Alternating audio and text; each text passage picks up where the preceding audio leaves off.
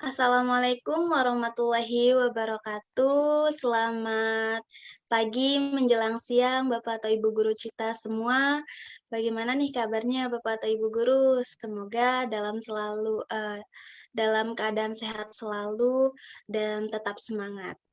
Sebelumnya, saya juga mau mengucapkan terima kasih banyak nih kepada Bapak atau Ibu Guru Cita yang masih setia bergabung dalam komunitas Guru Cita. Semoga kita bisa saling berbagi inspirasi dan informasi seputar pendidikan. Perkenalkan, nama saya Epin Spini. Pada kesempatan kali ini, saya akan menjadi moderator pada acara FB Talk kali ini.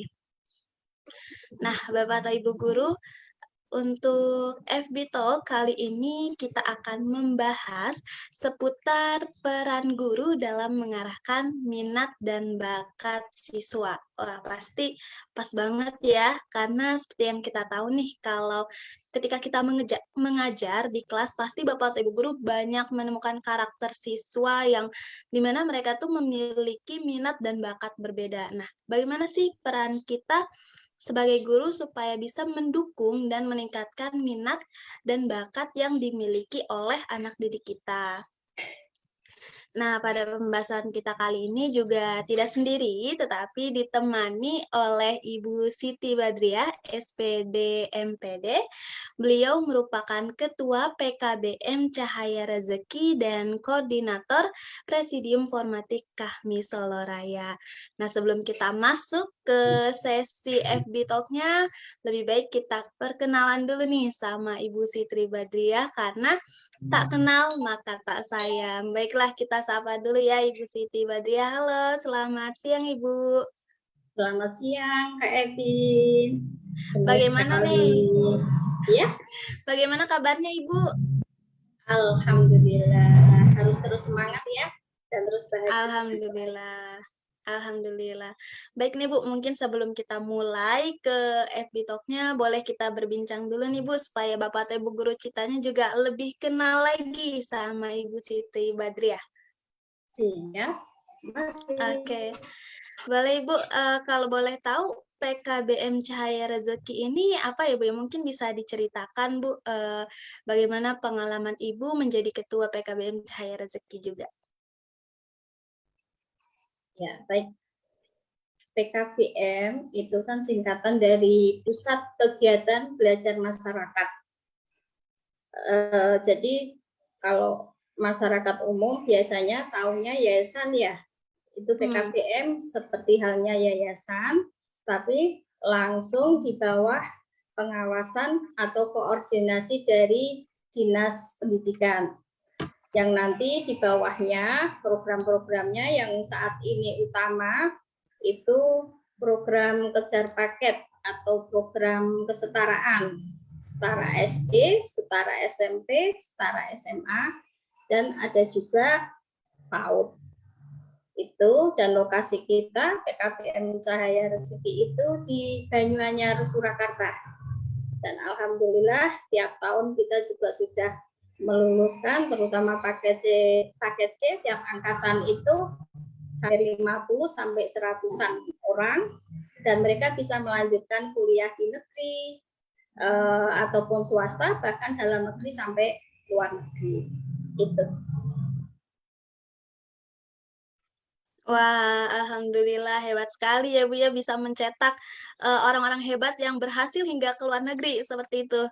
Alhamdulillah, itu juga support dari masyarakat, juga siswanya sendiri, dan kita ada tim-tim tutor yang setiap saat harus selalu meningkatkan kualitas.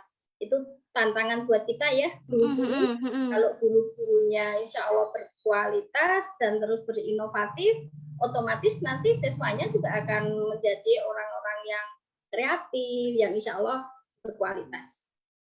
Oke, baik nih. Berarti Bu Siti Badriah sudah berpengalaman juga pastinya sudah ketemu sama banyak siswa dari berbagai karakter yang mana Ibu ini harus mendorong minat dan bakat mereka, supaya menjadi orang yang berkualitas tadi ya, Ibu, ya?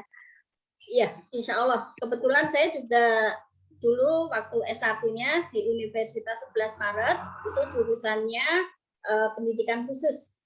Jadi Mhm. untuk pendidikan luar biasa. Jadi kita sudah dikenalkan anak dengan berbagai bakat minatnya, juga kemampuannya seperti itu. Kemudian kalau dalam hal manajerial saya, kebetulan saya kan juga pendiri PAUD-nya, pendiri PKBM-nya, gitu kan. Untuk kemampuan manajerial saya dulu S2-nya di Universitas Muhammadiyah Surakarta. Iya, sistem manajemen. Oke, baik. Wah, menarik sekali nih, Bu Siti Badriah. Sepertinya kita, pada hari ini berbincang dengan orang yang tepat nih, Bapak atau Ibu guru. Mudah-mudahan ya, bismillah nanti juga Bismillah. akan berdoa Iya, kemudiannya lebih, saya kira anak-anak muda sekarang ya, guru-guru sekarang itu luar biasa, apalagi sekarang masa pandemik itu banyak yang kemampuannya tumbuh pesat, otomatis dituntut untuk kreativitas. Kadang kayak benar seperti benar saya benar. yang usianya tua ini kadang-kadang kalah jauh ya. Setuju banget Bu Siti Badriah, tapi, sebagai guru ya kita juga tidak berhenti belajar dan berinovasi ya Ya, Ibu ya, betul. apalagi di zaman digital nih, Bapak atau Ibu guru Cita juga, sering mengikuti event-event dari Kejar Cita, salah satunya FB Talk ini yang mana kita bakal sharing atau diskusi tentang kegiatan pendidikan atau pembelajaran yang pastinya bermanfaat insya Allah ya Ibu ya. Ya, ini sangat bagus ya, platform Kejar Cita ya, salah satu Iya benar. media buat kita para guru untuk bisa sharing dengan guru-guru yang lain, mungkin juga sharing terutama dengan timnya dari Kejar Cita, bagaimana sebenarnya pertumbuhan atau perkembangan teknologi dalam pembelajaran itu yang saat ini berkembang karena kita sudah bisa belajar ke berbagai daerah, bahkan ke luar negeri ya, dan informasi itu sangat mudah bisa dijembatani dengan online ya, seperti ini, sehingga ini sangat sangat penting dan sangat luar biasa. Kejar Cita ini punya platform ini dan ini bisa dimanfaatkan untuk guru-guru yang pengen berinovasi. Benar-benar. Makasih banyak juga nih Bu Siti Badriah yang udah mau meluangkan waktunya untuk berbagi sama Bapak atau Ibu guru Cita semua yang ada di sini. Oke, Iya. baik, Bu Siti Badriah. Mungkin karena waktu juga sudah berjalan, bisa kita mulai saja ya, Ibu, untuk FB Talk-nya. Mungkin saya sampaikan dulu untuk pembahasan yang akan kita bahas pada kali ini, mulai dari pentingnya bagi guru mengetahui minat dan bakat siswa, bagaimana sih cara kita guru untuk mengetahui apa minat dan bakat siswa yang berbeda-beda, dan bagaimana peran kita untuk meningkatkan dan juga menumbuhkan minat dan bakat siswa. Nah, bersama dengan Ibu Siti Badriah, kita akan membahas atau mengupas hal ini. Untuk Bapak atau Ibu guru Cita yang menonton live FB Talk pada kali ini, dimohon untuk menyimak sampai habis dan jangan lupa juga nanti mengisi link presensi dan link evaluasi yang akan dibagikan oleh tim Kejar Cita. Baik, bagaimana Ibu Siti Badriah? Apakah sudah siap sharing dengan kita? Oke, siap. Baik, saya izin share screen dulu sebentar.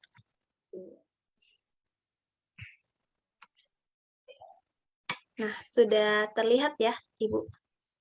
Udah, ya. Oke. Oke, baik. Untuk waktu dan tempat online-nya, saya persilakan untuk Ibu Siti Badriah. Silakan, Ibu. Ya, terima kasih sekali untuk kesempatan pada siang hari ini. Saya diberi kesempatan untuk sharing ya tentang peran guru dalam mengarahkan minat dan bakat siswa.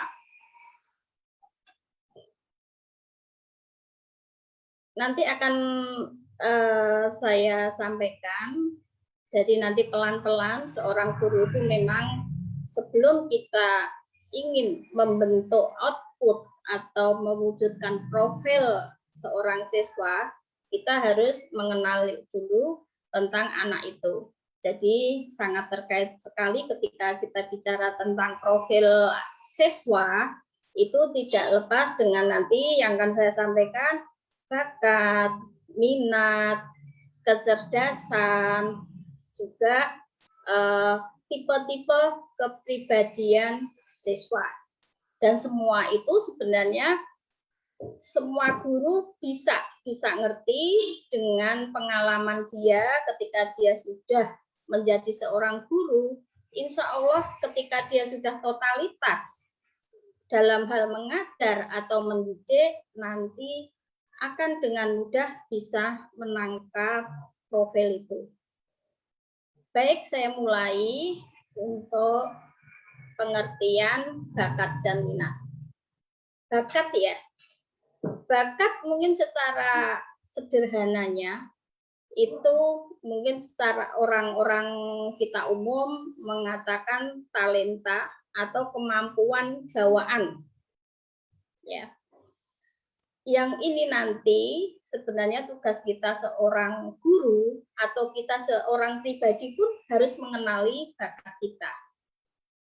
Karena dengan kita mengenali bakat kita dan kita kembangkan secara tepat, insya Allah nanti bisa menjadi orang yang profesional yang pada akhirnya nanti itu akan menjadi pekerjaan kita yang pada ujungnya juga kita kan ingin mencari pendapatan ya, pendapatan atau income kita, kerja kita seperti itu.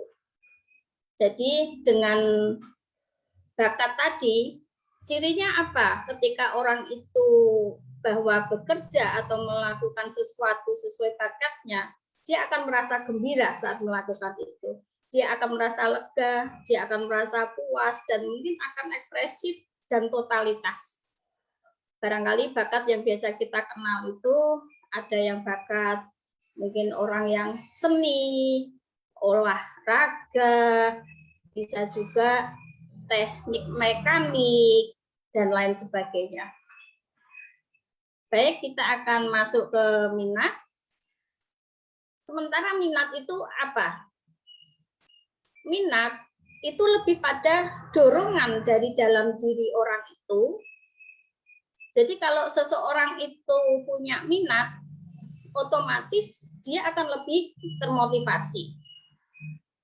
Minat merupakan faktor yang dapat mengarahkan bakat dan keberadaannya merupakan faktor utama dalam mengembangkan bakat. Meski tadi sudah ada punya potensi bakat, tapi kadang tidak diimbangi dengan minat, itu juga hasilnya tidak bisa maksimal. Oke, kita lanjut. Ini yang terkait dengan bakat minat, itu ada kecerdasan dan kepribadian. Ini juga harus betul-betul kita kuasai ya, karena seorang guru ketika dia tidak bisa mengenali kecerdasan. Kecerdasan itu ada yang membagi menjadi berapa itu? Ada beberapa bagian ya. Itu ada yang kecerdasan linguistik, ada kecerdasan matematis logis, ada kecerdasan interpersonal yang seperti itu, banyak ragamnya. Dan minimal tiap individu itu memiliki 2 kecerdasan. Jadi tugas kita seorang guru di samping tadi ya mengembangkan bakat yang ada tadi, kita juga harus tahu kecerdasannya. Jadi kalau dulu kecerdasan itu lebih hanya IQ ya, IQ-nya yang diukur dengan alat kecerdasan, tapi sekarang itu juga ada emotional quotient, bahkan juga ada yang mengatakan titik, ada kecerdasan seni dan seperti itu. Dan nanti kita harus menemukan sebenarnya anak itu kecerdasan utamanya di mana. Jadi kecerdasan adalah proses belajar untuk memecahkan masalah yang dapat diukur dengan tes intelijensi Sedangkan secara kualitatif, kecerdasan merupakan suatu cara berpikir dalam membentuk konstruk bagaimana menghubungkan dan mengelola informasi dari luar yang disesuaikan dengan dirinya. Itu kalau definisi secara umum. Jadi itu tentang kecerdasan ya. Jadi saya tekankan lagi, kita tidak akan bisa memaksakan ketika anak itu memang cerdasnya dalam hal, bisa jadi mungkin utamanya adalah dia di seni, tapi kita memaksimalkan dia dalam hal matematik, logik matematik, padahal itu menjadi titik lemah dia. Bukan berarti orang yang tidak mahir di matematika itu tidak lebih baik dari orang yang unggul di seni. Tidak bisa dikatakan orang yang lebih unggul di seni, tidak unggul di matematika, dia menjadi lebih baik. Tapi itu tadi, ketika ada bakat, adalah sesuai dengan kecerdasan dan ada minat, kalau itu dikelola dengan baik, insya Allah akan menjadi yang profil siswa yang luar biasa. Oke, ini ya tipe-tipe kecerdasan yang tadi sekilas saya singgung. Lanjut untuk tipe-tipe kecerdasan. Itu ada linguistik, ada logika matematika, kemudian ada yang tadi ya, seni, introvert, ekstrovert, dan sebagainya. Mungkin yang biasa mengenal multiple intelligence, maka kecerdasan itu kurang lebihnya ada pembagiannya seperti itu. Setelah kita mengetahui tentang kecerdasan, perlu juga kita mengetahui tipe-tipe kepribadian. Oke. Kepribadian adalah tingkah laku dan sifat khas seseorang yang bisa membedakannya dengan individu lain. Selain itu, mereka juga menuliskan bahwa personality adalah sebuah integrasi dari karakteristik yang terstruktur, minat, pola, tingkah laku, kemampuan, juga potensi yang dimiliki oleh seseorang. Artinya, kepribadian adalah semua hal dari diri seseorang yang diketahui oleh orang lain.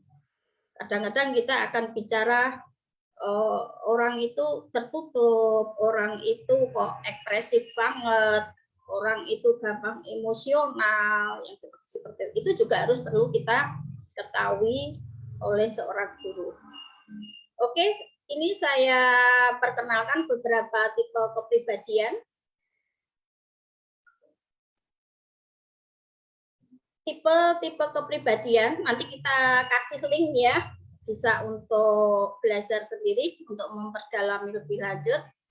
Biasanya awal tahun pelajaran di tempat kami, khususnya yang PAUD TK, ya, KBTK, namanya KBTK Pustaka Arido, di sekolah kami itu, kita akan lakukan tes kepribadian yang nanti akan terkait dengan gaya belajar anak, dan nanti kita guru agar bisa mengajar itu disesuaikan dengan tipe kepribadian, gaya belajar anak, sehingga nanti pembelajaran bisa berlangsung dengan maksimal.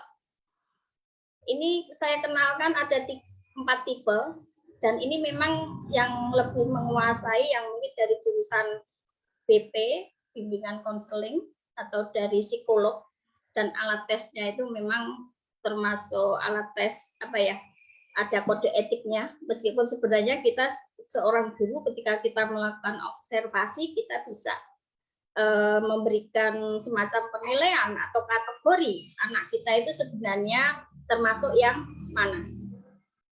Sanguinis, mungkin kita bisa ya nanti sambil saya bacakan pelan-pelan ini, nanti kita akan melihat diri kita, khususnya diri kita. Ini sebenarnya saya sendiri termasuk yang mana ya, bisa seperti itu. Dan nanti juga bisa kita bayangkan murid kita, misalnya si A, si B, si C, si D. itu kok pendiam banget ya, berarti kecenderungan tipe yang mana? Oh, yang satu ini nggak mau diem, ngomong terus, itu tipe yang mana? Mungkin ada anak yang kreatif, banyak ide-ide kayak gitu, itu tipe yang mana? Oke, yang pertama kepribadian sanguinis ya. Sanguinis itu ditandai dengan adanya sifat yang orangnya hangat, bersemangat, lincah, meluap-luap, dan individu yang menyenangkan. Pernah ketemu orang seperti itu? Dan biasanya mereka jadi di dalam kelompok menjadi anak yang seperti apa? Kadang lebih menjadi dominan ya. Anak ini karena dia hangat, bersemangat, lincah, dan kadang-kadang mungkin di lingkungannya itu kadang mungkin membuat semacam apa ya, obrolan-obrolan, topik, memunculkan ide-ide topik obrolan atau senang bercerita. Nah, itu adalah tipe yang sanguinis. Ini hampir-hampir mirip dengan sanguinis, itu adalah yang koleris.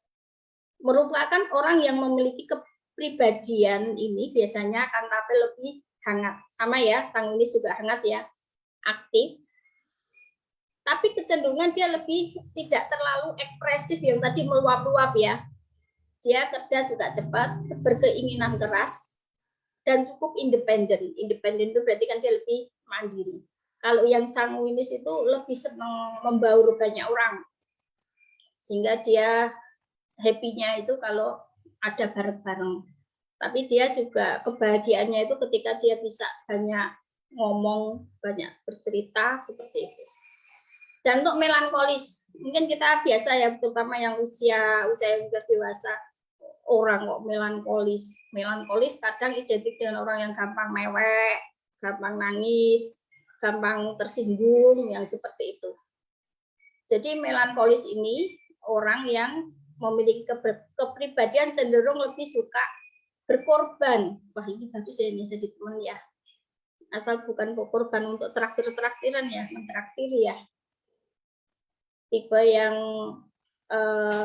yang perfeksionis, pengennya sempurna, kemudian analisis, ini kelebihannya unggulannya ya, kemudian memiliki sifat emosi yang cukup sensitif. Jadi melankolis itu biasanya lebih pada anak orang yang cenderung kayak lebih tertutup ya, tapi itu perasaannya sangat peka, gampang sensitif. Kalau tipe yang keempat, phlegmatis, ini biasanya mayoritas dominannya adalah cowok, laki-laki. Merupakan tipe kepribadian seseorang yang hidupnya terlihat cukup tenang, kalem, tidak senang ngatur-ngatur orang, tidak senang memerintah orang. Kalau diajak diskusi, gimana tanggapanmu? Ya, saya manut. Gimana, ini bagus tidak? Ya, bagus. Yang cenderung seperti itu. Kalem ya. Jadi tidak senang dengan apa? Beda dengan yang sanguinis tadi ya. Sanguinis itu orangnya prosesif, wah, gitu ya. Tapi kalau pragmatis lebih kalem, lebih seperti orang yang bijaksana, manut.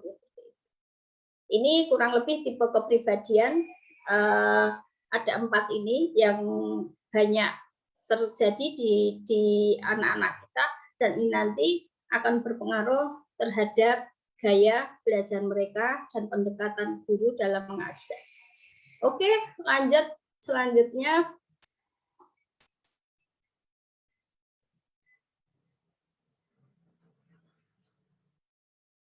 Ini tentang ya itu tadi tautan untuk apa, informasi lebih lanjut ya, linknya bisa dibuka. Sekarang tentang potret profil siswa. Di depan saya sudah sedikit memberikan ilustrasi ya. Kalau kita mau melihat profil siswa kita agar bisa lengkap, maka kita harus melihat pertama itu minat, bakat, kepribadian, kecerdasannya, sehingga nanti peran seorang guru untuk berinovasi atau menyediakan media belajar. Atau sebenarnya untuk mengetahui bakat minat dan kita ingin melihat anak itu kepribadiannya seperti apa, kecerdasannya seperti apa, seorang guru wajib untuk menyediakan berbagai macam media belajar atau alat peraga pembelajaran yang itu nanti bisa untuk melihat profil siswa itu seperti apa. Jadi ini seorang guru wajib mengetahui potret profil siswa ini agar nanti dalam pembelajaran ini bisa. Ini saya terapkan di lingkungan sekolah saya, itu baik di PAUD ataupun yang kejar paket tadi ya, kejar paket terutama yang C, di awal-awal itu sudah kita giring peminatan anak, atau saya akan melihat background mereka itu seperti apa, sehingga saya akan bisa memberikan semacam arahan kepada mereka sesuai dengan minat. Tapi juga akan kita lihat background mereka. Kalau sudah dewasa itu kan tidak hanya sekedar bakat minat, tapi ada lingkungan pendukung lainnya ya. Misalnya lingkungan sosialnya bagaimana, ekonomi keluarganya bagaimana. Itu adalah faktor-faktor eksternal yang nanti juga akan penting untuk mengarahkan studi lanjut seorang siswa. Kalau yang potret profil siswa ini kan internal siswa, tapi ketika itu sudah mengembangkan untuk lebih lanjut, bahwa anak nanti lanjut mau ke studi ke yang apa, jurusan apa, besok mau kerja apa, itu harus ada yang lainnya, yaitu kita harus juga lihat kondisi sosial ekonomi keluarga itu. Oke, bisa dilanjut? Terlalu cepat enggak ya? Aman, Bu. Aman ya. Pentingnya bagi guru mengetahui bakat dan minat. Nih ya.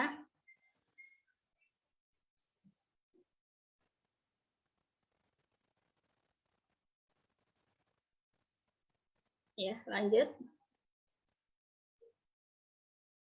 Dengan guru mengetahui tadi ya bakat minat, sebenarnya kan tidak hanya bakat minat ya, tadi sudah saya jelaskan tentang kecerdasan, tentang kepribadian seperti itu, maka nanti akan menjadikan siswa itu bertumbuh berkembang dengan pesat, mengarahkan siswa sesuai dengan bakat dan minatnya.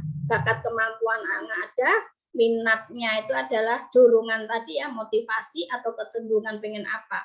Karena ibaratnya ketika orang itu tidak berminat, kita yang menggebu-gebu, anaknya nggak mau gerak, maka tujuan itu tidak akan tercapai. Nah, peran seorang guru pun sehingga menjadi stimulan, memberikan rangsangan kepada siswa, bisa memberikan gambaran-gambaran yang membuat mereka menarik, tergugah, dia mau bergerak untuk mencapai minatnya, untuk mengembangkan bakatnya. Kemudian mengembangkan bakat dan minat yang terpendam. Itu tadi ya, kadang kita sendiri, ini pengalaman saya ya, pengalaman saya nggak tahu untuk yang lain-lain, karena kita terbiasa di kelas yang sifatnya itu kelas K, dengan target kurikulum yang seragam dalam sebuah kelas, sehingga lulus SD kelas 6 harus kemampuannya bisa ini gitu kan, dan kita dipaksa untuk bisa itu. Nanti SMP harus ini gitu kan, nanti yang SMA juga mapel ini tuh ada 12 mapel atau apa. Kadang kita mengejarnya itu target pembelajaran mapel, tapi kadang sehingga kita kadang lupa sebenarnya bakat saya apa ya, minat saya apa ya. Pernah nggak berpikir untuk seperti itu? Kita bertanya sebenarnya bakat saya apa ya, terus saya kecenderungan minat. Kalau minat kadang-kadang kita sendiri itu kepingin sesuatu yang kadang ikut-ikutan, apalagi anak-anak usia remaja ya, temennya misalnya senengnya nulis, ikut-ikutan nulis, senangnya bikin konten-konten YouTube, mungkin akan bikin konten YouTube. Mungkin senangnya sekarang baru ini ya, ngetren juga cooking ya, masak, pinginnya belajar masak. Padahal belajar masak itu juga harus punya bakat, harus senang juga. Karena kalau tidak senang kan merasa tertekan ya batinnya ya. Jadi ngiris brambang, mengiris. Padahal belanja ke pasar aja nggak suka. Bau brambang nggak suka. Di dapur nggak suka.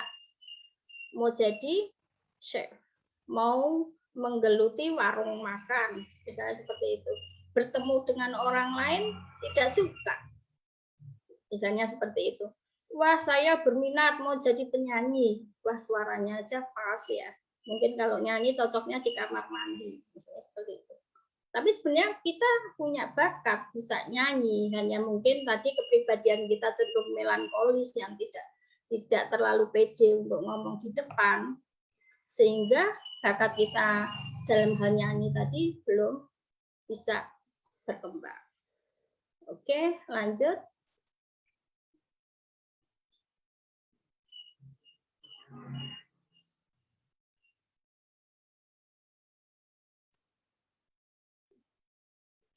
Jadi nanti kita peran guru. Guru dapat menyediakan berbagai media belajar yang menstimulus bakat dan minat siswa. Ini ya, salah satunya kita sharing itu kan di siang hari ini, bagaimana kita juga ditantang untuk berkreativitas, berinovasi, menyediakan media-media belajar. Kalau dulu waktu saya jadi guru TK, itu kita sangat mengapresiasi media atau alat peraga itu adalah karya dari guru, bukan produk-produk yang harus beli. Karena dari karya guru tadi akan lebih sesuai dengan kondisi si siswa. Menjadi stimulus guru dalam berkreativitas dan inovasi dalam membuat media belajar. Jadi ya, nanti pentingnya itu menjadi stimulus guru dalam berkreativitas dan inovasi dalam membuat media belajar. Ketika kita ingin siswa kita bisa berinovasi, bersemangat, tapi kalau gurunya aja bukan guru-guru orang yang tipe pembelajar, orang yang suka belajar dan berinovasi, ya anaknya tidak akan merasa tertarik. Jadi kadang yang diperlukan seorang guru, pernah nggak kita ketemu dengan sosok guru gitu ya, profil seorang guru, misalnya guru A gitu ya, dia begitu masuk kelas, anak-anak itu rasanya senang gitu loh, terus wow, menyambut dengan gembira, wah Bu A masuk, Bu A masuk, nanti kita akan diajari ini, kita akan diajari itu, seperti itu. Jadi anak sangat gembira. Ada profil mungkin guru B, ketika guru itu masuk kelas, semua pada diem, semua pada takut, mungkin menundukkan kepala gitu. Dan dia akan bilang, alhamdulillah bila kelas itu kosong, tidak, gurunya tidak hadir. Ada nggak? Pernah nggak melihat seperti itu? Ada yang seorang guru itu, wah ini paling nanti suruh buka buku, baca buku, diskusi di depan, suruh presentasi, gurunya mungkin akan hanya mengamati atau main HP sibuk sendiri.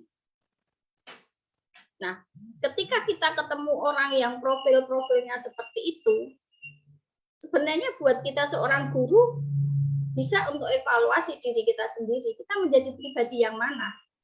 Aura kita, apakah aura positif, aura yang memberikan inovasi, membuat orang itu bergairah, bersemangat, ataukah malah justru ketika kita itu kehadiran kita itu dikatakan innalillahi. Misalnya seperti itu. Kehadiran kita itu malah kalau kita tidak hadir, orang alhamdulillah. Ataukah kita seorang guru itu dengan kita datang, akan ngomong alhamdulillah, dan ketika tidak datang maka aduh kok nggak datang ya, sayang sekali, misalnya seperti itu. Dan pernah suatu saat saya ikut forum gitu ya, saat itu memotret tentang potret diri kita. Orang itu mengajarkan kepada kita, bahkan ketika ada seseorang duduk, sosok di profesional ya, profesional dalam orang yang mungkin ada pengusaha, orang yang seni, seorang guru gitu ya, itu disuruh mengevaluasi.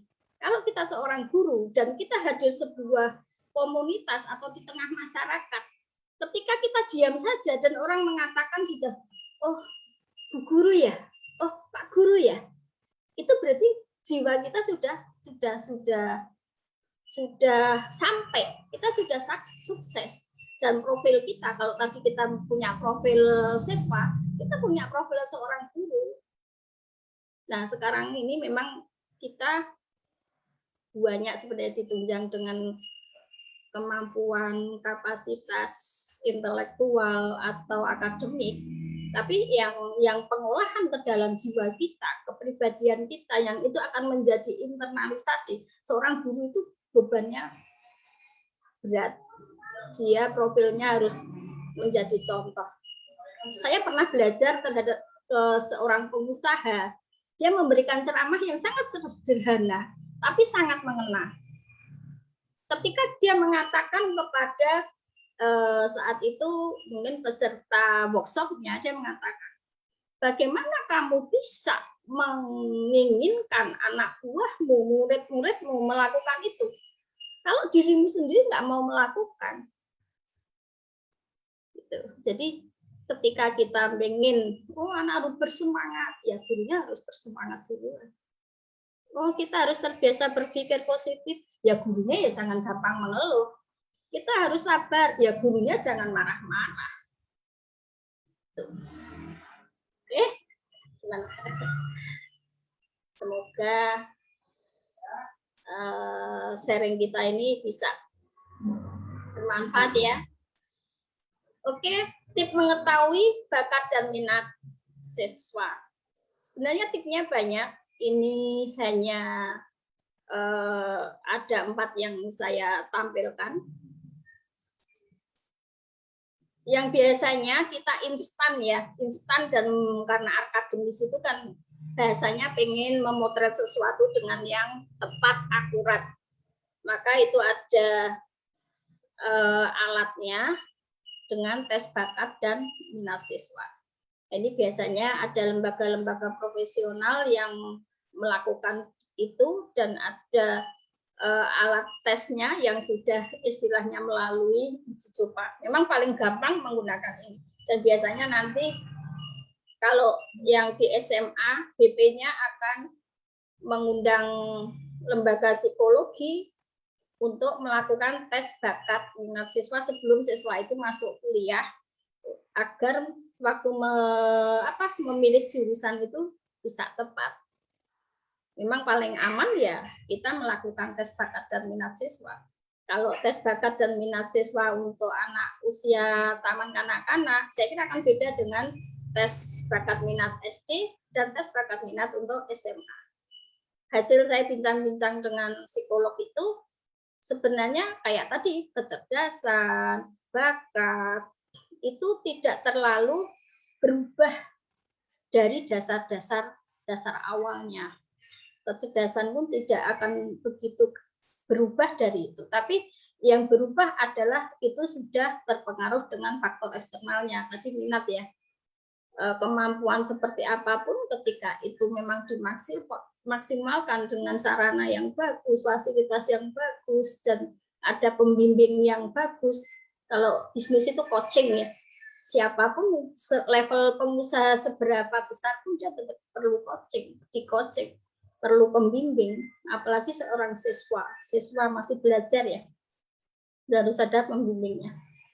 Kemudian yang kedua, ini wajib seorang guru itu observasi kegiatan siswa di kelas. Tadi di depan sudah saya kenalkan tentang tipe kepribadian ya, tadi ada 4 tadi, kita harus lihat sanguinis, koleris, pragmatis, atau dia melankolis. itu sangat membantu nanti terkait dengan gaya belajar dan media. Memfasilitasi siswa dalam melakukan eksplorasi diri.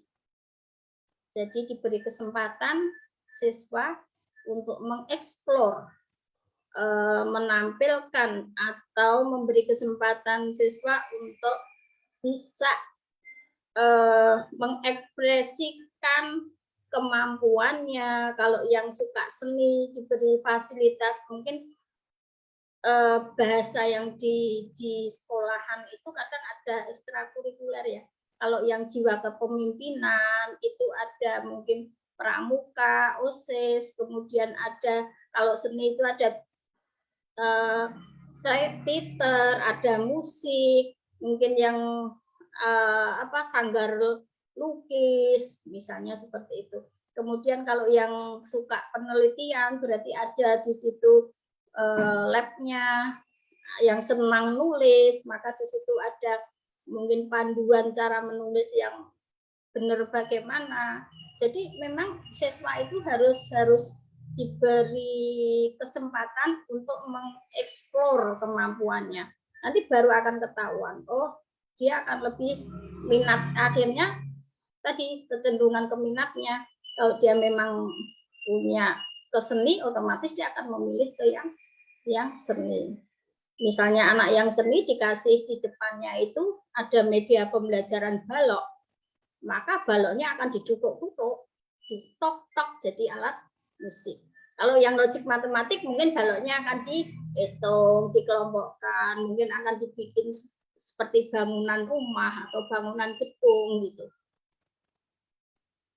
Kemudian yang keempat, mendorong siswa untuk mengikuti lomba. Itu ya. Nah, ini saya tampilkan untuk tes online. Nanti bisa diakses, bisa dicoba sendiri ya. Itu ada tes kepribadian. Tes kepribadian itu kalau di tempat saya sendiri biasanya saya pakai kalau ya lanjut Mbak. Kak Epin bisa screenshot-nya lanjut.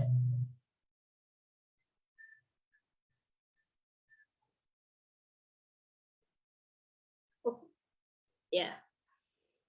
Untuk tes online itu nanti bisa, kalau tes kepribadian biasanya ini untuk seorang kepala sekolah dengan menempatkan karyawannya, dia itu pasnya di mana. Kalau orangnya itu tadi orang sanguinis tadi ya, berapi-api penuh semangat, jangan dia ditempatkan harus diam manis di depan komputer, apalagi ngolah data. Dia akan cepat bosan dan tidak teliti. Kalau di depan komputer itu orang yang melankolis, pragmatis, yang seperti itu. Yang melankolis dijadikan ketua kelas nanti kurang pas juga ya. Mungkin ketika ada yang mengkritik itu udah nanti lari ke kamar mandi, misalnya seperti itu. Kemudian nanti ada juga tes online itu tadi ya. Untuk tes kepribadian juga ada tes untuk mengetahui kecerdasan. Nanti bisa dicoba sendiri ya. Itu. Kemudian yang tadi yang saya kembali sebelum saya tutup ya, nanti kalau mau dilanjutkan dengan pertanyaan tanya jawab. Kita saat ini guru itu akan ada beberapa PR yang kita hadapi. PR itu diantaranya bagaimana jika siswa punya minat terhadap sesuatu, sedangkan ia tidak mempunyai bakat tersebut. Apakah dia bisa berkembang dengan profesional? Apakah dia bisa menghasilkan prestasi yang maksimal? Apakah anak itu nanti pada akhirnya menjalani itu dengan senang hati? Misalnya seperti itu. Dan yang kedua, pertanyaannya,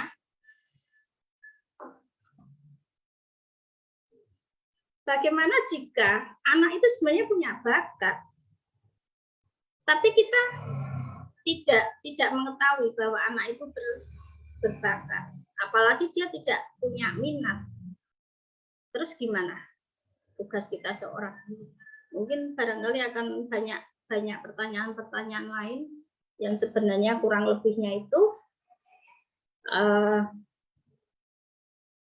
mungkin itu saja materi dari saya, dan saya lebih senang sebenarnya di sini. Saya juga masih dalam rangka belajar ya, meskipun saya sudah puluhan tahun bergelut di dunia pendidikan. Dulu pernah jadi litbangnya sebuah sekolahan, kemudian saya berani mendirikan PAUD TK, kemudian mendirikan sekolah yang jenjang tadi kejar paket setara SD, SMP, SMA sejak tahun 2005, dan itu profesi saya saat ini. Saya ingin belajar, tujuan saya di sini kepada pembelajar guru-guru pembelajar saat ini yang inovatif ya, yang lebih canggih. HP-nya aja mau disulap, mau bikin apa aja bisa. Mungkin itu aja Kak Evin. Apabila ada yang kurang dan ada yang barangkali tidak sependapat, itu juga boleh, karena kita juga dibesarkan, kita itu terbentuk dari apa yang kita baca, apa yang kita minati, referensi yang sudah kita temui, dan lingkungan kita berada itu di mana. Kita sangat terbentuk dengan itu, sehingga pola pikir kita, kecerdasan kita, kapasitas intelektual akan terpengaruh itu juga. Oke, Kak Evin, saya kembalikan waktunya ke Kak Evin. Oke, baik. Terima kasih banyak Bu Siti Badriah atas pemaparan materinya. Sangat menarik dan pastinya bermanfaat sekali ya, Ibu. Jadi memang Semoga. Setelah saya juga tadi sempat menyimak nih materi yang dikatakan oleh Bu Siti Badriah, memang ternyata susah-susah gampang ya Ibu ya untuk mengenal minat dan bakat siswa. Apalagi tadi juga disampaikan juga tuh beberapa karakter siswa, ada yang melankolis, ada yang apalagi tadi cukup banyak ya Ibu ya. Ya. Oke, baik Bapak atau Ibu Guru Cita nih, tadi pemaparan yang sudah disampaikan oleh Bu Siti Badriah, mungkin ada yang masih dibingungkan atau ingin bertanya, boleh langsung bertanya saja di kolom komentar, nanti akan saya bacakan, dan nanti Ibu Siti Badriah juga akan menjawabnya seperti itu. Oke, coba saya cek dulu ya. Di grup Facebook ini sepertinya sudah ada beberapa pertanyaan. Oke, baik. Mungkin sembari menunggu Bapak atau Ibu guru lainnya yang ingin bertanya, boleh saya sampaikan dulu beberapa pertanyaan yang sudah diajukan. Ini ada pertanyaan dari Ibu Umunya Aliyah Afiah. Ibu Umu bertanya, di sekolah kami tidak ada jaringan internet, jadi sulit untuk menggunakan media belajar online. Padahal siswa sekarang lebih suka belajar dengan media interaktif. Nah, mungkin Bu Siti Badriah ingin memberikan tanggapan atau bagaimana? Silakan Ibu. Terima kasih. Memang situasi saat ini ya, zaman sekarang kan memang era digital ya, era teknologi informasi. Mau tidak mau memang kita tidak bisa menghindari itu. Tapi terus bagaimana? Terutama yang tidak ada jaringan atau mungkin tidak ada sarana di lingkungannya itu. Sebenarnya pendidikan itu akan tepat ketika kita lakukan mendidiknya itu sesuai dengan lingkungan, kreativitas. Di depan sudah saya sampaikan tentang media atau alat peraga itu yang paling efektif adalah karya dari guru yang akan diperuntukkan untuk siswa yang ada di lingkungan itu. Dan media atau alat peraganya itu yang ada di lingkungan sekitar. resikonya seperti apa ketika kita itu ini era digital, era informasi, kita tidak bisa mengakses itu, ya otomatis mau tidak mau kita akan ketinggalan ya. Ya enggak? Jenis handphone aja dulu ada BlackBerry. BlackBerry akhirnya sudah enggak ada. Ada akhirnya kita dikenalkan dengan apa ini yang HP Android. Bagaimana dengan orang yang masih menggunakan SMS? Apakah dia akan tertinggal dengan model apa itu dengan Android yang dengan WA? Urusannya otomatis kan banyak yang apa dengan SMS. Analoginya seperti itu. Tapi kita tidak boleh berkecil hati. Yang jadi masalah kan itu sebenarnya. Kalau kita tidak bisa mengakses itu gimana? Ya kalau dikatakan tertinggal, jelas kita tertinggal. Kita tidak bisa mengingkari dan kita tidak bisa mengatakan bahwa kita wah kita nggak bisa itu ya. Berarti kita itu terus tidak bisa berkreativitas. Itu yang tidak boleh. Nah, ketika kita memang tidak bisa mengakses digitalnya tadi, tidak ada wifi-nya. Makanya kalau beli itu kan HP dengan sinyalnya begitu ya. Makanya kalau beli itu HP pulsa itu ada sinyalnya. Kalau nggak ada sinyalnya percuma kayak gitu kan. Nggak ada jaringan internet. Ya biasanya anak muda sekarang nggak mau beli rumah yang di situ tidak bisa akses internet. Ya nggak Kak Evin? Mau nggak tinggal di tempat yang nggak ada jaringan internet? Anak-anak muda sekarang kan jarang begitu. Ya tadi kembalikan aja, berarti di lingkungan itu memang masih apa ya, masih menghargai sekali dengan potensi lokal. Kreativitas guru kemana? Ya memberdayakan potensi lokal itu tadi. Karena tidak kok, bukan berarti orang yang tidak mengenal teknologi informasi dia otomatis tidak bisa berkreativitas. Tidak. Kan di desa pun ada yang dulu main misalnya apa ya, bentik atau main dulu istilahnya gobak sodor dengan cara itu apa yang dakon gitu. Kalau sekarang kan game itu tetap kok mereka juga tetap berprestasi. Justru yang unik itu ketika mereka tidak terlalu terfasilitasi dengan teknologi modern dan dia menghasilkan seorang siswa yang berprestasi. Itu ya. Jadi kita tidak boleh berkecil hati bahwa kita tidak berinovasi. Kita harus peka terhadap lingkungan kita yang bisa kita berdayakan apa. Saya juga lahir dari desa yang dulu tidak ada HP, tidak ada TV, seperti itu. Dan ketika saya bergaul dengan orang yang di kota, ya alhamdulillah saya juga bisa itu berinteraksi dengan mereka menyesuaikan diri. Itu ya jawaban saya. Malah justru itu tantangan guru untuk berinovasi dengan memberdayakan kemampuan lokal yang ada dan profil siswa diarahkan terhadap profil yang bisa diharapkan oleh lingkungan itu. Sebenarnya mengharapkan pemuda output sekolah yang bagaimana. Saya kira itu ya. Ya Kak Evin, silakan.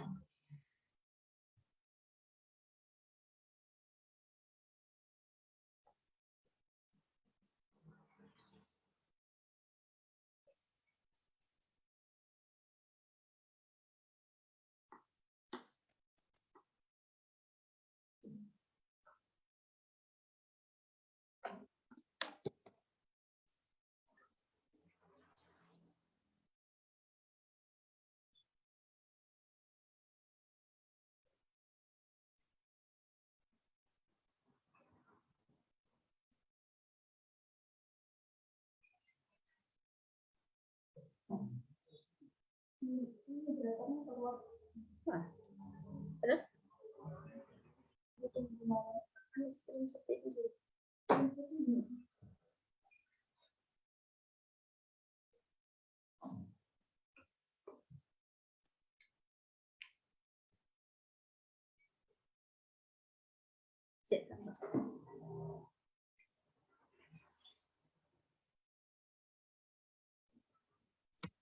Halo, Ibu Siti Badriah. Tadi sempat terputus ya? Iya, dari saya sepertinya sempat terputus. Keluar, iya, iya keluar dari. Oke, mohon maaf sebelumnya tadi bagaimana Ibu? Apakah masih ada yang ingin disampaikan lagi? Untuk yang pertanyaan tadi saya kira sudah, mau dilanjut Oke. ke berikutnya, silakan. Oke, baik. Jadi itu tadi jawaban dari Ibu Siti Badriah, Ibu Umu. Jadi meskipun tidak ada koneksi internet atau kekurangan jaringan seperti itu, jangan pernah berhenti berinovasi. Nah, mungkin ini pertanyaan lanjutan dari pertanyaan Bu Umu tadi. Bagaimana atau media konvensional apa yang cocok digunakan untuk menstimulus bakat dan minat siswa? Ya, diulangi, media atau Media konvensional apa yang cocok digunakan untuk menstimulus bakat dan minat siswa? saya kira itu sangat sangat banyak ya, sangat banyak. Kalau apa media alat peraga itu tadi sebenarnya bisa dianalogkan atau disinergikan dengan tipe kecerdasan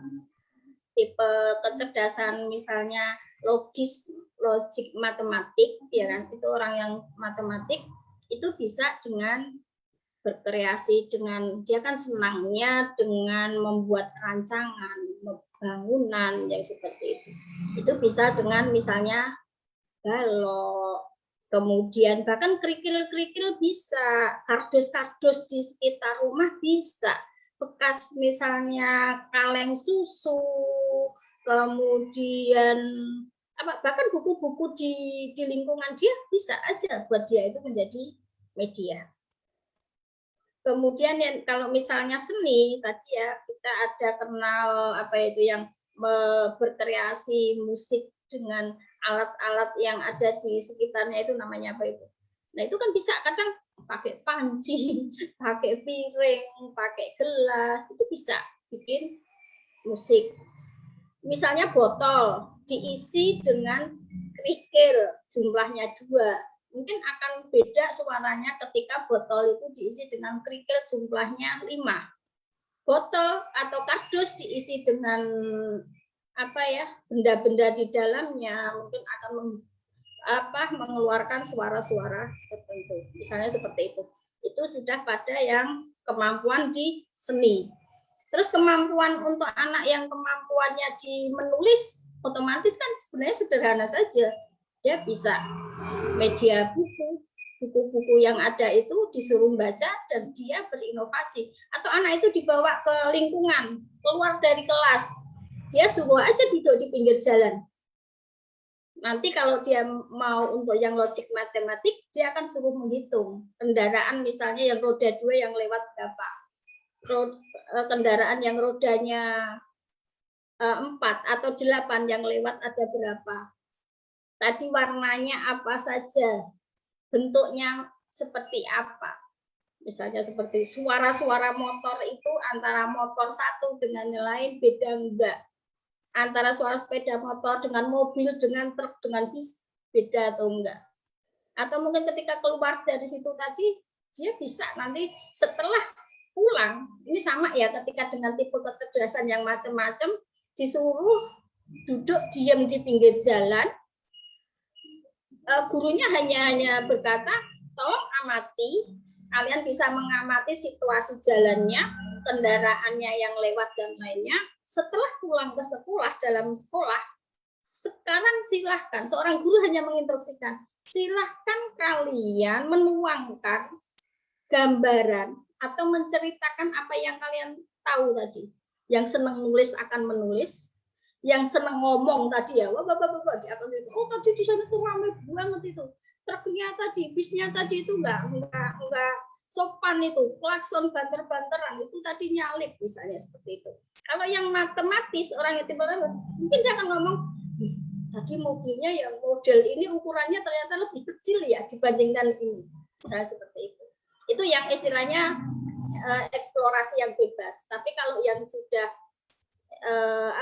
ada instruksi yang khusus, mungkin guru tinggal ngamati aja. Tolong ya kalian amati di lingkungan sekitar itu nanti kendaraan antara ini motor, mobil, truk, bis, itu ukurannya dari yang urutkan dari yang terkecil sampai yang besar, misalnya seperti itu.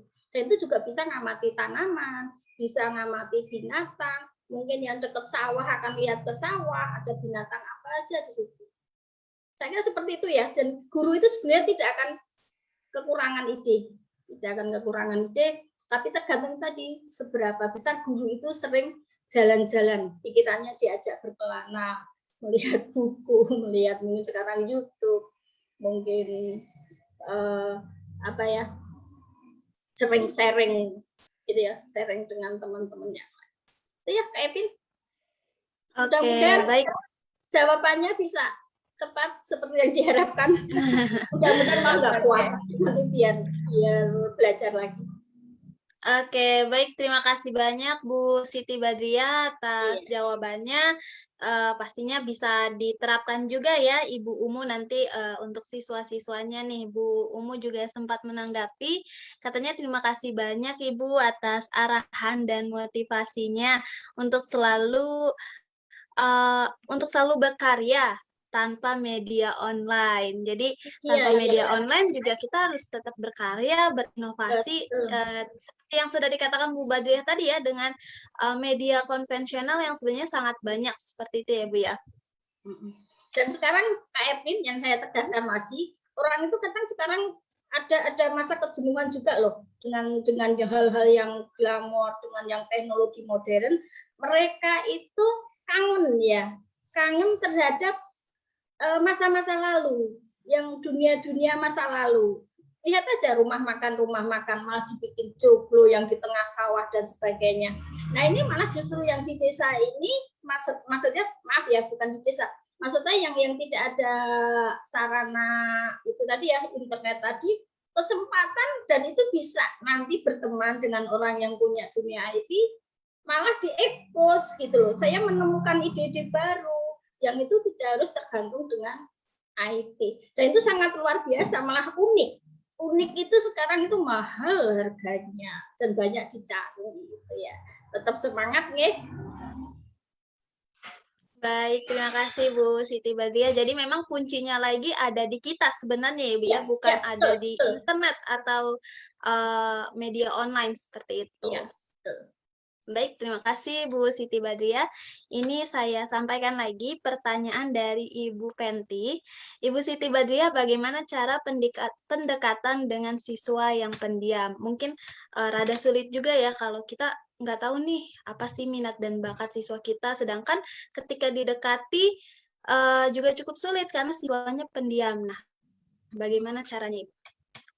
Oke, mungkin saya akan bertanya dulu, gurunya ini pendiam enggak? Nanti gurunya pendiam juga, tipenya yang tidak tanya ngomong. Oke, gitu kan? baik. Ini orang yang diam gitu kan. Sehingga kan. Jadi kalau sama-sama diam nanti nggak ketemu ya Ibu ya. Iya. Nah jadi apa nih yang harus dilakukan oleh guru tersebut Ibu? Iya, semua saya katakan kembali kepada diri sendiri ya, pribadi kita ya. Tadi saya katakan bahwa ketika sosok kita itu seorang guru sudah menjadi seperti yang diharapkan seorang siswa, kita duduk di dekatnya itu membuat mereka nyaman. Dengan membuat mereka nyaman, itu otomatis mereka akan tertarik untuk berkomunikasi dengan kita. Ya kita memang kalau dengan orang pendiam ya harus pelan-pelan gitu. Kita harus tahu dulu dia itu kesukaannya apa, minatnya kemana. Kita bisa memulai mengajak anak itu ngobrol itu dengan yang disenangi. Bisa jadi dia tipe orang yang tidak suka ngobrol, jadi jangan dipaksa untuk ngobrol. Tapi dia orang yang senangnya adalah beraktivitas. Tarik aja tangannya, ajak dia ke tempat yang dia sebenarnya tidak harus perlu bicara, tapi dia berekspresi, melakukan suatu aktivitas. Misalnya seperti itu. Jadi kita harus kenal betul sosok ini. Kenapa diam? Diam karena memang tipenya pendiam, nggak senang ngomong, ataukah diamnya itu sebenarnya orang yang diam seorang peneliti berpikir, yang sebenarnya juga dia punya suatu kemampuan untuk menuangkan idenya, gagasannya, atau kemampuan di dirinya. Jadi kita harus kita juga sendiri harus bisa menyesuaikan dia dan bisa memancing anak itu untuk menanggapi atau memberikan respon terhadap kita agar dia mau bersuara. Kita bisa paling gampang itu terhadap anak itu kesukaannya apa, hobinya apa. Kalau dia memang senang gambar, kita bisa cerita tentang gambar. Kita bisa bawa ke dia sebuah gambar atau tokoh yang sukses dalam gambar. Kalau dia senang nonton film, mungkin kita ceritakan tentang film. Kalau dia senangnya game, ya kita bicara tentang game yang disenangi. Insya Allah kalau sudah kita klik dengan orang, itu nanti kita tidak harus memancing dia yang akan ngomong. Ya, dia harus tahu dulu kliknya dia di mana, kesukaan dia ke mana. Apakah dia suka terhadap omongan makanan, musik, ataukah film, ataukah mungkin cerita tentang teman-temannya, keluarganya. Dan jangan sekali-kali mengajak cerita yang dia sendiri tidak ingin dia ceritakan. Nanti yang terjadi malah marah, tersinggung, dan kita tidak bisa diterima. Mungkin itu.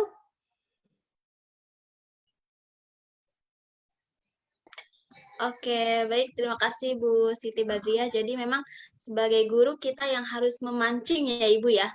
Iya. Dan juga memahami siswa itu pendiamnya karena emang diam atau karena emang berpikir seperti itu. Iya. Oke.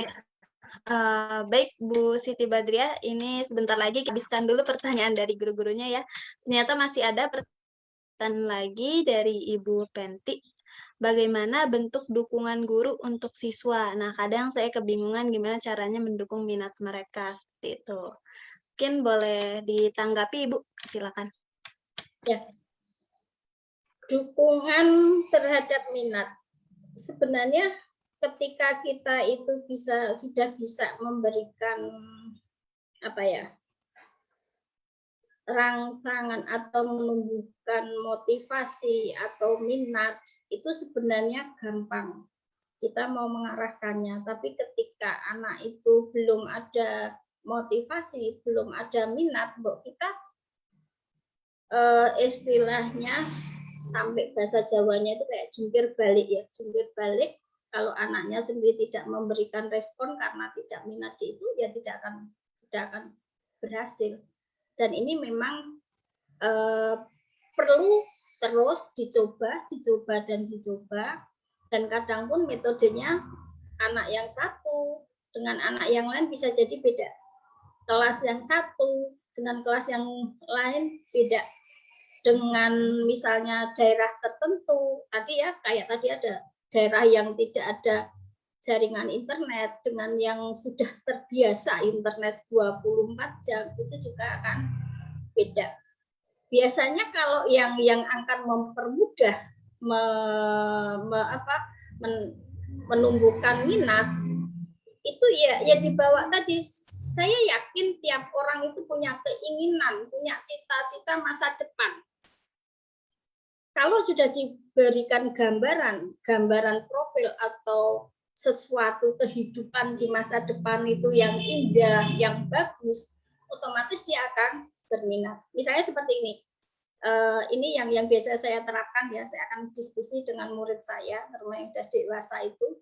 Kenapa kamu kemarin sampai pindah sekolah sampai 3-4 sekolah dan kamu tidak menyelesaikan sekolah di situ? Dia akan mengatakan, bosan sekolah di situ, suruh belajar buku dan sebagainya. Dan nilai saya bagus terus, di kelas itu saya paling tertinggi. Lah mau apa?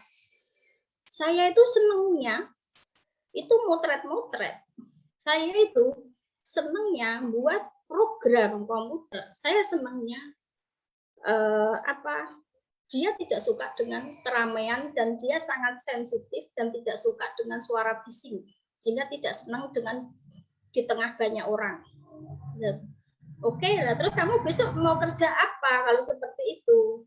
Saya pengen jadi mungkin editor, mungkin saya programmer, mungkin YouTuber yang dia asik dengan dirinya dengan beberapa alat peraga dan hanya berinteraksi dengan orang.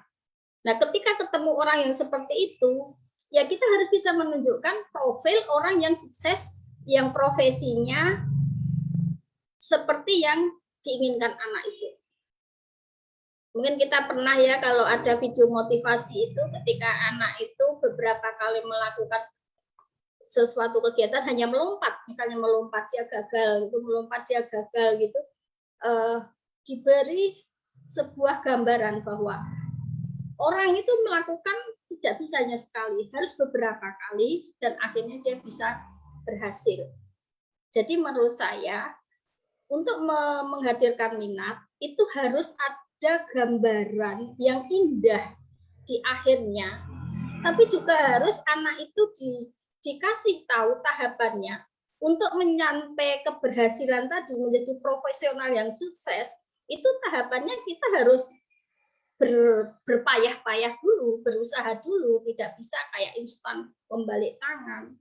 Kalau mau jadi apa tadi, misalnya pemotret yang ulok, berarti kan dia harus pintar membidik, dia harus pintar mencari tempat-tempat yang bagus untuk dijadikan itu.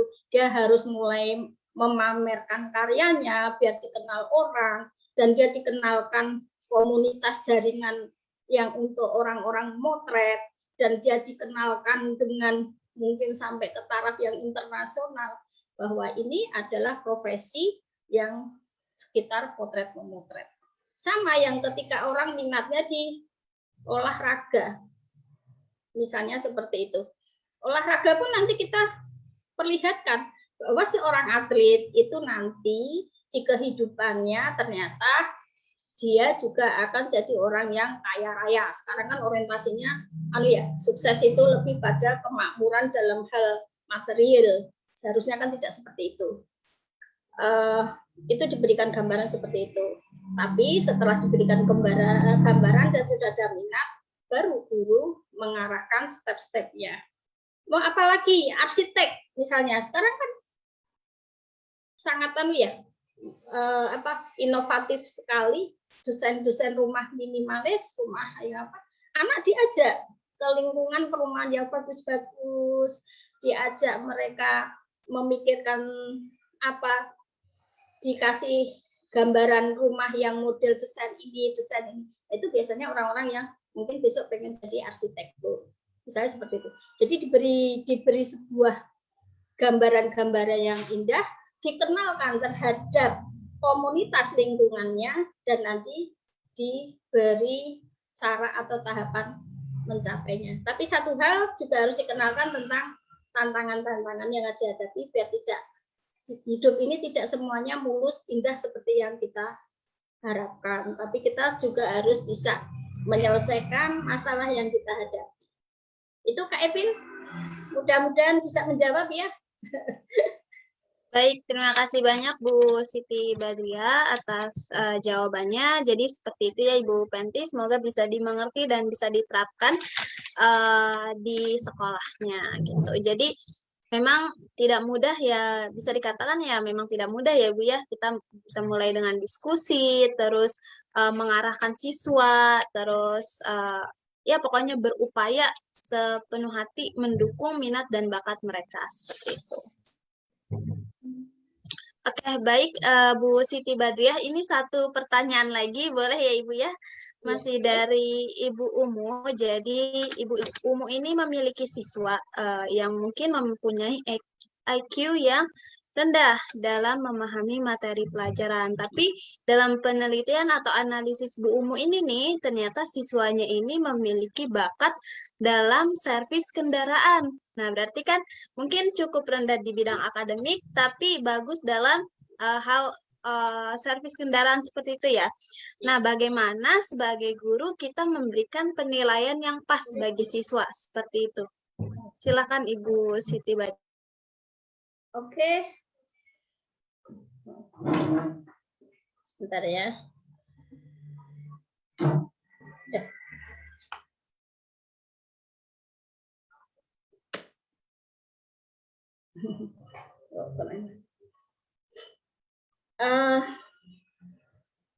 Kembali tadi ya, tipe kecerdasan, tidak semua orang itu harus pintar matematika, tidak semua orang harus pintar membaca alam. Berarti anaknya ini anak yang tipenya kinestetik, gerak ya, kinestetik mekanik. Untuk orang yang secara IQ-nya, kecerdasannya itu, mohon maaf ya, sedang atau rata-rata, apalagi di bawah rata-rata, itu diarahkan kepada vokasi atau keterampilan yang tadi bakat minatnya. Kalau memang anak tadi sudah punya sebuah minat di bengkel perbengkelan, itu sudah sangat luar biasa. Tinggal mengasah dan mengembangkan menjadi profesional. Apa yang harus dilakukan seorang guru? Kita arahkan anak tadi untuk lebih menguasai itu. Kalau di lingkungan sekolah berarti kita bisa ini tadi ada internet enggak ya? Kalau ada internet kan bisa browsing-browsing di YouTube itu ya, tentang mekanik-mekanik, misalnya cara merangkai motor, cara bongkar motor. Jangan-jangan bisa bongkar tapi tidak bisa balikin lagi, kan sayang banget ya. Jadi misalnya bisa bongkar motor, merangkai motor, bahkan sekarang yang sedang viral pun orang Indonesia bisa bikin pesawat ya, itu yang bisa diterbangkan. Jadi itu bukan suatu hal dia tidak akademiknya rendah, tapi dia otomatis tidak berprestasi, itu salah. Ya dia prestasinya ya tadi sangat luar biasa. Belum tentu teman yang lain seusianya bisa melakukan itu. Dia mungkin bisa detail, bisa mengerti tentang perbengkelan, cara mengisi apa itu namanya oksigen ya, atau itu di sepeda motor itu butuh berapa, mungkin 32, 33 misalnya. Kalau kendaraan tipe ini berapa ya oksigennya, kalau yang mobil apa nanti berapa oksigennya, misalnya seperti itu. Dan itu sudah luar biasa, apalagi nanti itu menjadi sebuah profesi ketika dia, karena seorang pengusaha pun ketika dia mau pengusaha perbengkelan, dia agar bisa sukses dia harus mengetahui ilmu perbengkelan dulu, biar dia tidak ditipu oleh anak buahnya. Dia mengenal berbagai macam apa itu nama spare part motor ya. Itu ada spion, ada mungkin jenis-jenis roda, mungkin aki dan sebagainya. Itu sangat luar biasa, bagus. Dan di lingkungan saya ada seperti itu. Anak murid itu malah senang, langsung sekarang itu dia magang di tempat bengkel seperti itu. Bahkan dia buka bengkel di rumahnya. Kemudian ada yang senang di dunia apa gitu. Itu sangat bagus. Jadi kayak teringat yang Kak Seto ya, itu memberikan ilustrasi tentang multiple intelligence tadi. Ketika memang anak itu IQ-nya, kecerdasannya tidak di situ. Ibaratnya ketika kita mengajari apa itu bebek itu cocoknya gimana? Berenang atau jalan di daratan? Atau ikan itu kalau ngajari ikan itu berenang atau naik pohon. Kalau harimau, ngajari harimau itu lari di hutan atau dia berenang, akan lebih sukses mana? Misalnya ibaratnya seperti itu. Ketika itu binatang bersayap diajari berenang, maka dia akan pandai dan dia akan tambah pintar. Tapi ketika itu binatang bersayap diajari manjat pohon, dia tidak akan bisa tambah pintar dalam hal memanjat pohonnya, malah justru kemampuannya akan mati dan dia lama-lama stres, bukan berkembang malah jadi tidak berprestasi. Harimau diajari berenang, sepandai-pandai harimau berenang, ya kemampuan rata-rata seperti itu. Dan yang tidak bertahan maka dia akan mati, stres, istilahnya tidak bisa maksimal. Tapi diajari lari di hutan, naik turun gunung, dia akan bisa berkembang dengan maksimal. Ilustrasinya seperti itu, ya. Saya kira itu Kak Epi. Oke, baik. Terima kasih ya atas jawabannya. Jadi seperti itu ya Bu Mu. Semoga bisa diterima. Jadi lagi-lagi kembali ya kita harus mendukung apa yang disukai dan diminati oleh siswa seperti itu. Iya. Tadi ilustrasinya sangat bagus sekali Ibu ya. Jadi harimau ya tidak bisa diajari berenang seperti itu. Memang karena tidak sesuai dengan bakat dari si harimau tersebut, begitu pula dengan siswa yang banyak mereka masing-masing memiliki bakat sendiri. Baik, terima kasih Bu Siti Badriah dan juga Bapak Ibu guru lainnya. Sepertinya sudah tidak ada yang bertanya lagi. Namun sebelum ke sesi penutupan, mungkin saya juga mau sedikit penyampaian nih tentang Kejar Cita. Mungkin saya izin share screen dulu. Sebentar. Nah, baik Bapak atau Ibu Guru, tadi kita sudah mendengar banyak ya apa yang disampaikan oleh Bu Siti Badriah, bagaimana cara kita mengenal minat dan bakat siswa dan mendukung bakat mereka seperti itu. Nah, di sini mungkin saya sedikit perkenalan tentang Kejar Cita. Apa sih Kejar Cita itu? Mungkin Bapak atau Ibu Guru yang sudah lama bergabung dalam komunitas Guru Cita sudah nggak asing lagi ya sama Kejar Cita. Jadi Kejar Cita merupakan salah satu platform pendidikan berbasis teknologi yang mana kita selalu mendukung kegiatan pembelajaran jadi lebih mudah, praktis, dan modern, dan juga kita mendukung sekolah dan guru untuk selalu berinovasi. Nah, Kejar Cita memiliki website yang mana di sini namanya adalah kejarcita.id. Ketika Bapak atau Ibu Guru membuka alamat kejarcita.id, maka akan tampil website Kejar Cita seperti ini.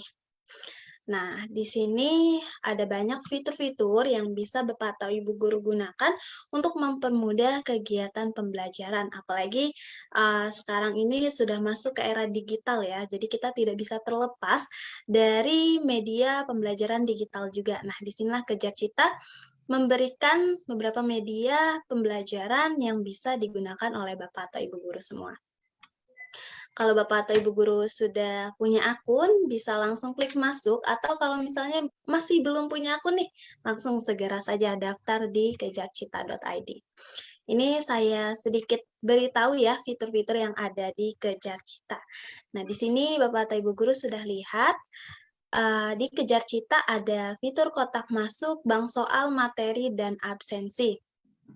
Pada kotak masuk ini adalah informasi nanti yang bisa diberikan kepada siswa maupun warga sekolah, seluruh warga sekolah.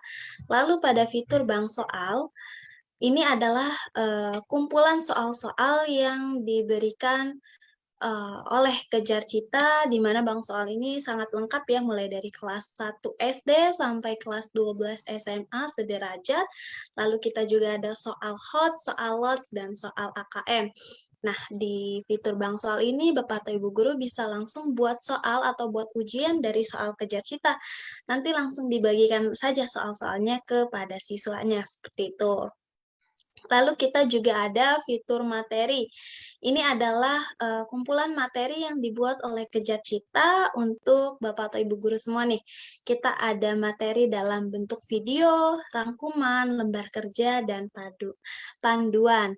Nah, materi ini dibuat secara beragam, jadi bisa disesuaikan juga ya dengan gaya belajar siswa. Misalnya, gaya belajar siswa sukanya nonton video, maka bisa diberikan aja materi-materi yang dibuat oleh Kejar Cita dalam bentuk video. Lalu juga ada fitur absensi yang bisa digunakan untuk mengabsen siswa seperti itu. Lalu kita juga ada fitur Bank RPP dan RPP saya, di mana dalam Bank RPP ini Bapak atau Ibu Guru bisa mendapatkan banyak RPP yang tentunya inovatif dan kreatif, dan juga kita sudah menerapkan RPP 1 lembar atau RPP Merdeka Belajar. Jadi Bapak atau Ibu Guru bisa menggunakan fitur-fitur yang ada di Kejar Cita.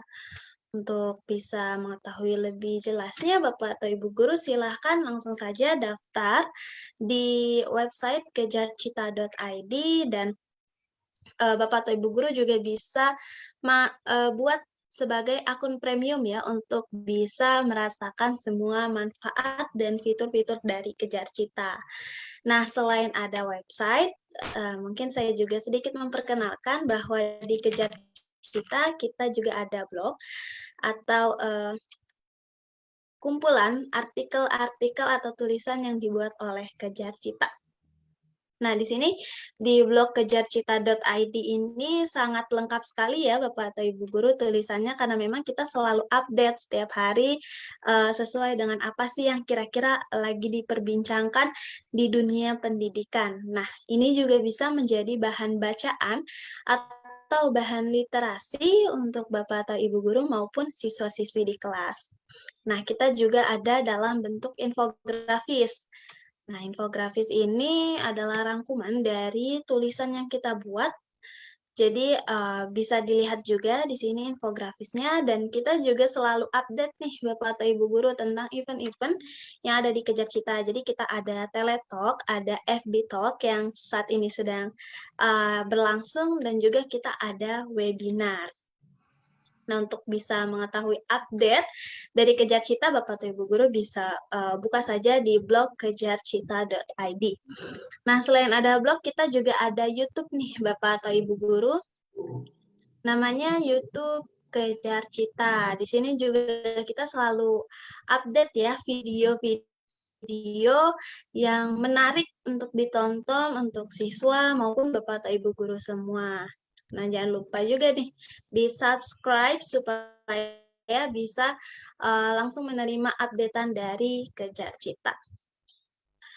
Oke, baik Bapak atau Ibu guru, mungkin itu sedikit apa yang ingin saya sampaikan terkait Kejar Cita. Jadi kita selalu berupaya untuk memberikan yang terbaik kepada Bapak atau Ibu guru semua untuk bisa belajar dan terus mengupgrade ya, mengupgrade ilmu di era digital seperti ini. Baik Bapak atau Ibu guru, mungkin saya ingatkan kembali, jangan lupa untuk mengisi link presensi dan juga link evaluasi yang akan dibagikan oleh tim Kejar Cita di kolom komentar. Nah, seperti biasa, untuk Bapak atau Ibu guru yang aktif menonton FB Talk dan juga memberikan pertanyaan yang menarik gitu ya, akan mendapatkan hadiah dari Kejar Cita yang insya Allah ini nanti bermanfaat.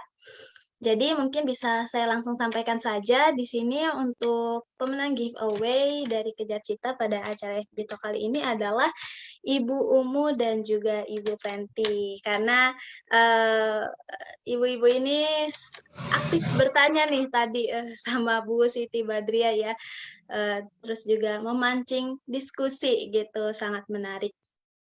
Silakan Ibu Umu dan Ibu Penti nanti menghubungi tim Kejar Cita. Baik, Bapak atau Ibu guru, karena waktu juga sudah berlalu dan kita juga masuk ke sesi akhir atau penutupan, mungkin sebelumnya bisa kita dengarkan dulu nih closing statement dari Bu Siti Badriah. Silakan Ibu. Oke, terima kasih untuk kata-kata penutup saya. Jangan lupa seorang guru harus terus bahagia, harus terus semangat untuk terus belajar, karena guru itu sebagai role model bagi siswa dan lingkungan. Saya kira itu, dan terus semangat untuk belajar, berinovasi yang ada di sekitar kita bisa kita maksimalkan. Oke, terima kasih dan mohon maaf apabila ada salah kurangnya. Untuk kegiatan kami, apabila pengen tahu lebih lanjut bisa di search di Google ya, tulis aja PKBM Cahaya Rezeki. Di situ ada beberapa aktivitas atau kegiatan dari lembaga kami. Terima kasih Kak Etin. Baik, terima kasih banyak Bu Siti Badriah atas pemaparan materinya dan terima kasih juga nih untuk Bapak atau Ibu guru Cita yang sudah, menyimak atau menonton FB Talk pada siang hari ini sampai habis. Semoga ilmu yang diberikan Bu Siti Badriah ini bermanfaat ya dan bisa diterapkan Amin, amin, amin. untuk kegiatan pembelajaran di sekolah Bapak atau Ibu guru semua. Baik, mungkin itu saja dan jangan lupa pesan dari Bu Siti Badriah adalah tetap semangat dan tetap berinovasi. Baik, sekali lagi terima kasih dan mohon maaf apabila masih banyak kekurangan dalam acara pada siang hari ini. Semoga ke depannya kita bisa lebih baik lagi. Selamat siang dan selamat beraktivitas kembali. Terima kasih Bu Siti Badriah. Oke, sama-sama.